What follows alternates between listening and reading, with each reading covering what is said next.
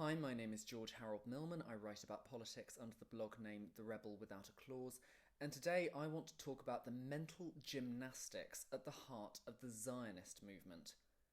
Earlier this year, at a screening of the film Israelism hosted by my local Palestine Society, I asked the question, is it possible to say something about Israel that is derogatory and incorrect, but isn't an anti-Semitic conspiracy theory? The response I got was that even negative statements about Israel that are correct are considered to be anti-Semitic conspiracy theories.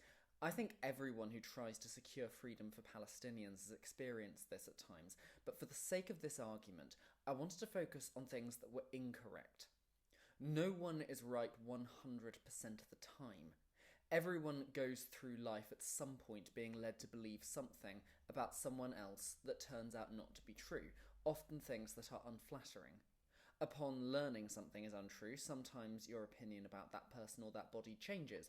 At other times it doesn't change because your general opinion of them was built on other things that were true rather than just the one that isn't. For example, I don't believe that Keir Starmer was the reason that Jimmy Savile wasn't convicted in his lifetime. From what I've seen, I think this claim is unfair, but my giving Starmer the benefit of the doubt on that one thing doesn't change my negative opinion of the hordes of other things he's done of which I disapprove. Every state in the world will occasionally have people make claims about it that turn out not to be true. Sometimes these claims might be made on purpose to spread disinformation, and sometimes someone may have just made a mistake.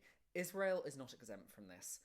But I've never heard an inaccurate statement on Israel being corrected without the person concerned being accused of spreading an anti-Semitic conspiracy theory. Naturally, some inaccurate claims might be, if a claim relied on offensive tropes about the Jewish community, such as the idea that Jews have great money and power, for example. I can understand why that would be anti-Semitic. But if something was just inaccurate, in the same way a claim about China or Russia might be, the anti-Semitism complaint doesn't quite seem to make sense.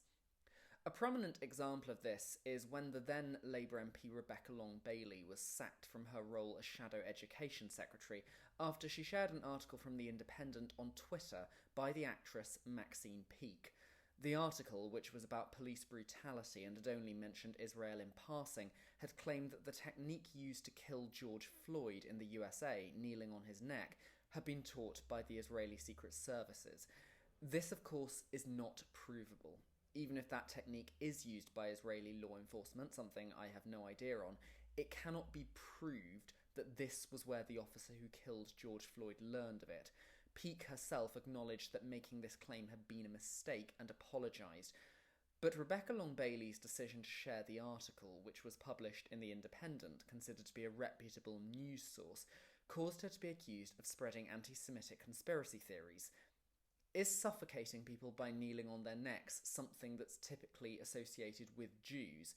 If so, I have never heard of it.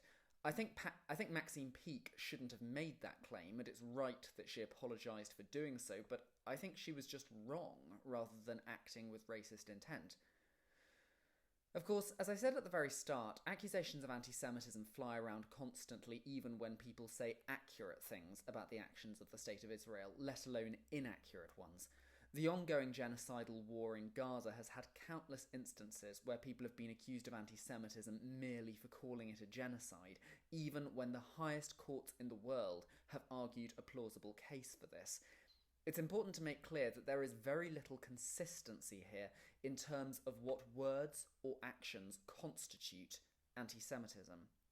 The only consistency in it comes not from what the person has said, but from what politics they support. Most of UK politics subscribes to the IHRA definition of anti-Semitism, not all of which I agree with, but there are a fair few points that I do support as well. For instance, I agree strongly with the IHRA's assertion that Jewish people should not be held collectively responsible for the actions of the State of Israel. Judaism is a peaceful religion, and I have met so many Jews, many of them through Palestine campaigns, who are appalled by the actions of the State of Israel and are indignant to be used as a justification for them. But this rule is applied very inconsistently. The rule about not equating Zionism inherently with Jewishness only applies to people who oppose Zionism. People who support Zionism equate the two things all the time, without any criticism or consequences. And anti-Semitic tropes are used frequently in other ways as well. A few years ago, Labour MP Lisa Nandy appeared on BBC Radio 4 to talk about kicking anti-Semitism out of the Labour Party, during which she described anti-Semitism as a very specific form of racism that punches up rather than punching down. To the best of my knowledge, Nandy has never qualified what she meant by this, but it seems to me that her logic did rely on an anti-Semitic conspiracy theory. The concepts of punching up or punching down mean the morality difference between attacking someone of higher or lower social standing to you. For instance, a stand-up comedian making fun of the Prime Minister is in a very morally different place to someone who makes fun of a disabled child. For anti-Semitism to primarily involve punching up, you have to take it as read that Jews are likely to be people of high social standing, those with power, money and influence. This is one of the most common anti-Semitic tropes, and if a politician on the left had made that comment, they'd surely get into trouble for it, and I would support them getting into trouble for it as well. But because of the general political standpoint that Lisa Nandy had, she apparently didn't face any consequences for this, and is still a senior frontbencher within the Labour Party. With what's been happening in Gaza over the last year, the way that anti-Semitic discourse has increased in public life far outshines the days when you could argue about punching up or punching down, though. Within the last week, Labour MP Clive Lewis has faced calls to have the whip withdrawn after sharing a tweet. So the tweet was, he shared a headline from The Guardian, with the headline said, "Dozens reported dead after Israeli strike on Gaza school," and underneath, estimates for the number of dead range between 60 and 100, while Israel says it struck command and control centre for Hamas terrorists. And Clive Lewis's caption says, this is from Clive Lewis, "The link between the daily inhumanity being meted out to Palestinians and rising Islamophobia in the UK are not unconnected. The inhumanity being shown to one is giving permission for the other. These actions diminish us all." Lewis's tweet does not mention Jews at all. In fact, aside from in the screenshot, which is from The Guardian, it doesn't even mention Israel. It only mentions the daily inhumanity being meted out to Palestinians, which is inarguable, and the link between that and rising Islamophobia in the UK. There is only one way of interpreting this comment as being anti-Semitic, and it involves using logic which considers support for the murder of children and Islamophobia as inextricable parts of being Jewish.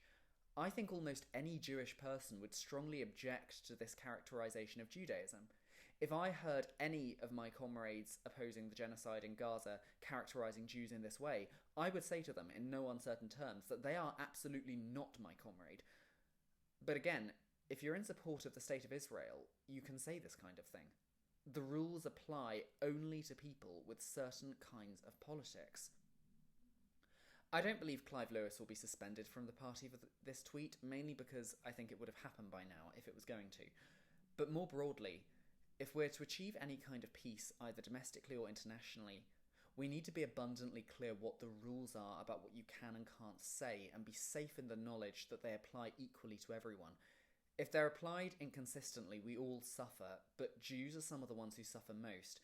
The actress Miriam Margolyes, who is Jewish, has been quoted as saying that the way in which the Zionist movement has caused the peaceful Jewish community to look on the international stage almost feels as if Hitler has won. I was very moved to hear this, and I know a lot of Jewish people who feel similarly.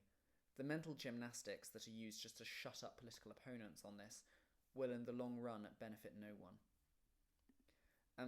Thank you for watching. If you'd like to see more content like this, please do check out my blog, The Rebel Without a Clause. I'm on Blogger, Facebook, Twitter, and YouTube. And please do come back soon for more blogs. Thank you and goodbye.